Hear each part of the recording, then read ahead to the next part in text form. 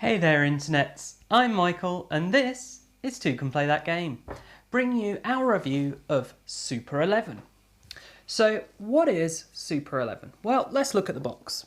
We have a football pitch with football players on and a ball and a goal. I think this might be about football, but don't judge it too quickly.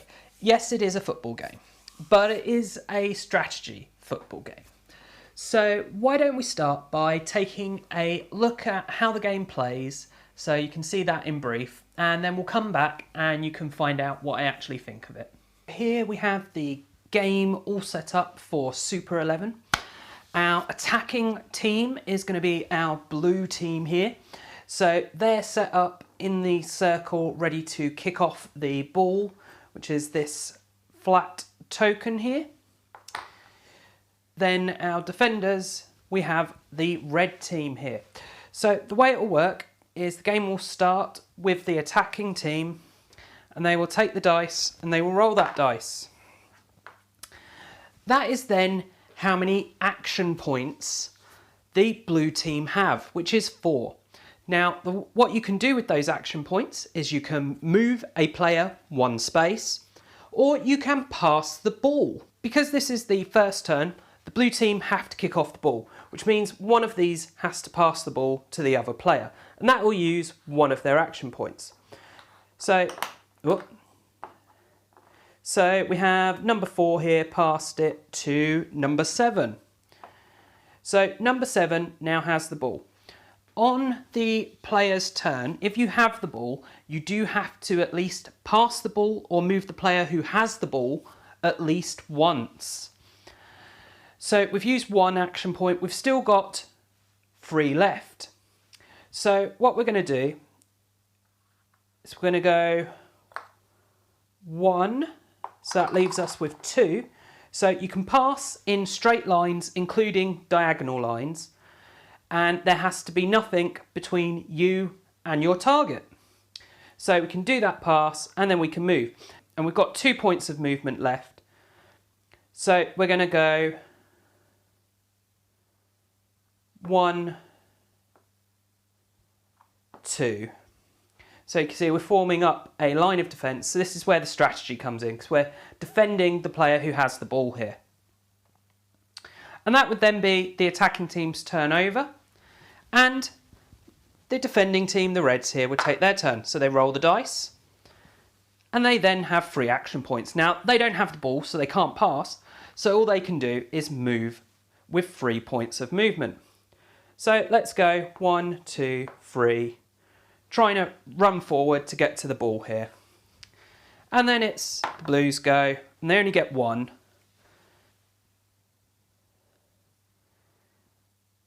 And what they're going to do is just move 1 space over there, because they have to move the ball.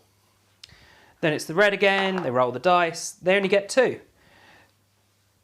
So they're going to go 1, 2.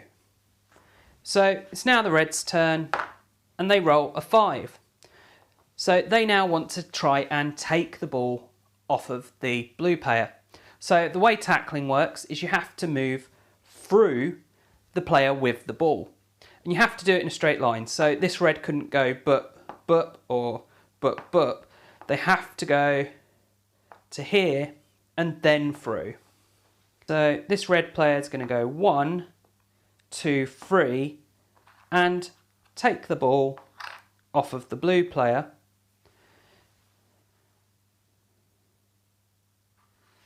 And we'll pass it to there for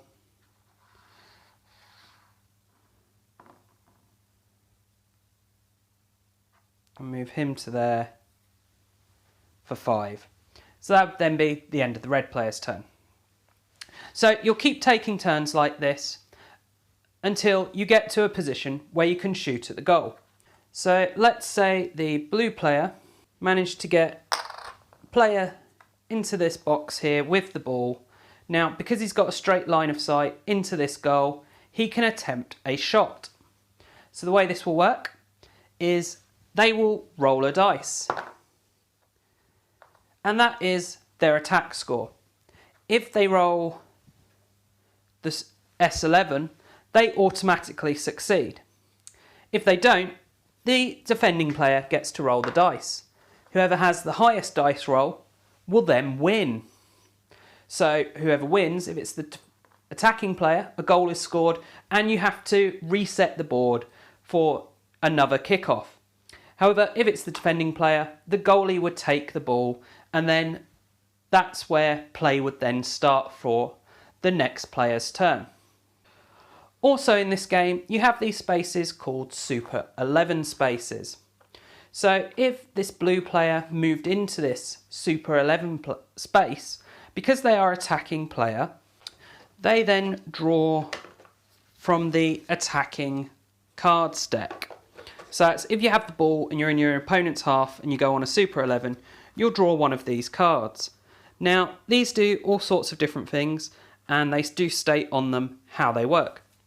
Some cards, such as this direct free kick, require the defending player to draw a defending card that then gives you the result of that. Some cards might give you a red card where you have to take a player off the pitch, or a yellow card where you mark it with one of these yellow bases to indicate it's had a yellow card, and if it gets another yellow card, it will be sent off from the game. The game ends when you reach either a predetermined amount of time or a predetermined score. That's Super 11. So what do I think of it? Well, let's start with the artwork. Now, there really isn't much artwork to talk about. I mean, just look at the box here. It is just a picture of the game. And whenever you look at the cards in the game, everything, it's all... There's not really any artwork to speak of. It's just graphics. And the board is the same, so not really a lot to judge.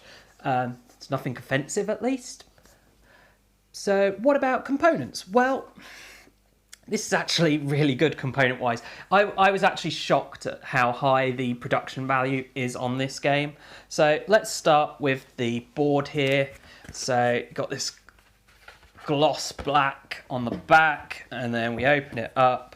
And it's very clear, it's very vivid. It is good hardware and quality, well-made board.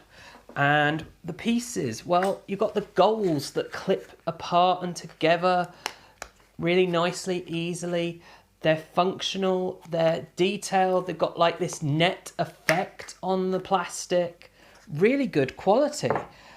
And then the football, I mean, it's a bit hit and miss. It's a plastic disc, basically.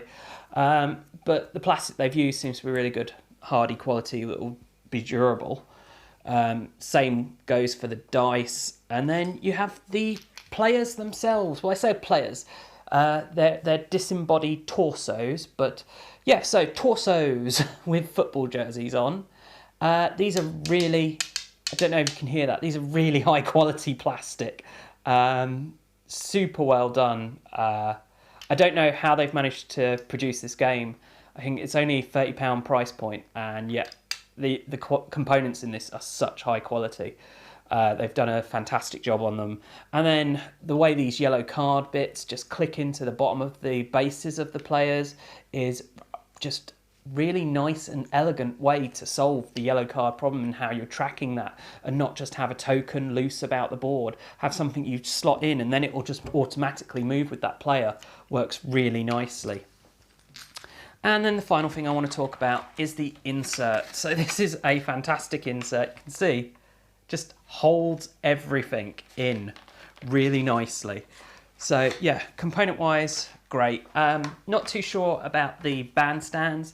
The only purpose of these seems to be to hold these cards. Kind of a bit wasteful, but well done. They look like stands for people watching the game. So what do I actually think of the game? Well, I wanted to like it, and unfortunately I think a large part of why I don't like it is just because of that theme. I'm not a fan of football or sports in general, and the game would have to be phenomenal, really, to drag me in. And it is a good game, and you may well enjoy it. the amount of strategy there is on how you choose to position your players with regards to how tackling and passing work and movement all works is huge. There's loads of tactics with that. And it is really interesting from that point of view. But what really then kills it for me is the dice rolling in this. Now, I know I tend to say I like a balance of luck, but the way the dice rolling is integrated into the mechanics of this make it less that there is a balancing factor of luck to strategy and more that the luck of the dice is going to dictate who wins, because of the fact that you're rolling at the start of your turn. If you roll well, you get more actions, so you're going to do more. Not only are you going to then do more, then when it comes to scoring, if you roll higher, you win. There's no real tactics involved once you get to the point of scoring, and for the most part, if you roll better, you're going to be able to outmaneuver people no matter how much better you are at tactics. However, I will say that this was a reasonably fun, enjoyable game. It's much more a mainstream game, I would say, than a hobbyist game, potentially. But if you like football, this is probably a really good football game, and probably better than you're likely to find. It's also important to note, I'm not the target audience for this game, I don't think. I think this is aimed more at children and families. It says it plays 7+, and I could definitely see it working with 7-year-olds, and I could see it being hugely popular. If you have a kid that really loves football and you want to get them a football-themed board game, they will enjoy this, and it will help them with developing tactics and strategic thinking in general. But it's not then going to determine who necessarily wins the game. And I don't know. I don't know a lot about football. Maybe that is real life to football. And so if you are a huge football fan, you will love that. But anyway, so does it play 2 people? It only plays 2 people, so 2 can play this game. As I say, I didn't like it, but you might enjoy it if you can get over the fact that it is roll and move in essence, and whoever rolls better is liable to win the majority of the time. So that is my thoughts on Super 11. I do hope that you've enjoyed this video. Of course, if you have enjoyed this video, please do check out the rest of the videos on the channel, subscribe to the channel, and share the channel with your friends and family, as well as checking us out on social media. You can find us on Facebook and on Twitter. And as always, thanks for watching, and bye for now.